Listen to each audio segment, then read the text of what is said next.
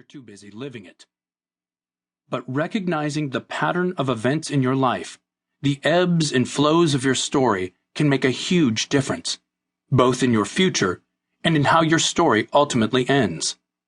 Because when you understand the negative ways your past may be influencing your present, you have the power to make different choices, better choices. Reflection may also give you a clearer understanding about which things in your life you can change and which things you can't. And this prayerful reflection can become a guide to making wise and God-honoring decisions as you move forward. If someone asked you to tell your story, what would you say? You might start with where you were born and how you were raised. You might describe your favorite teacher, your first crush, your first car. You might include that time you scored the winning touchdown, or that other time you threw up right before singing your first solo. Maybe you'd mention the big move your family made, or when you left home to go to college. If you're married, you might describe how you met your spouse. And if you're not married, you might describe the kind of person you hope to meet one day. If you're a parent, you might scroll through some photos, or your phone or tablet, and show off your family. Or maybe you discuss your latest promotion at work, or when you hope to finally launch your own business. Most of what you tell other people probably sounds pretty good. Maybe you're proud of your story. You've overcome some obstacles. You've survived some challenges. You've accomplished some goals. Sure, you haven't been perfect or lived a flawless life, but who has? You've made your share of mistakes. Lord knows we all have. Some decisions you got right, and others, well, let's just say they're not as easy to discuss. You've had lapses of judgment. If you're like most people, you've made emotional decisions you regret. Chances are, you might have some chapters in your story you'd rather not share with anyone. You might have secrets. You might have done things you wish you'd never done. I know I have. Though I'm not proud of it, I've lost my temper and wounded people I love with my hurtful words too many times to count. I've given in to my selfish, sinful desires and let down God, myself, and others.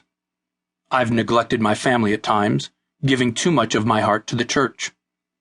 Now that 2 of my daughters are grown and married, I'd give anything to have more time with them at home. And these are just a few of my regrets. I've got many more I'd rather not put in print. Maybe you've ended up somewhere you never wanted to be. You didn't mean to blow it, but you did. You made decisions that took you farther than you ever intended to go.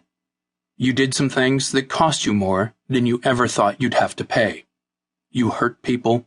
You compromised your values. You broke promises. You did things you can't undo.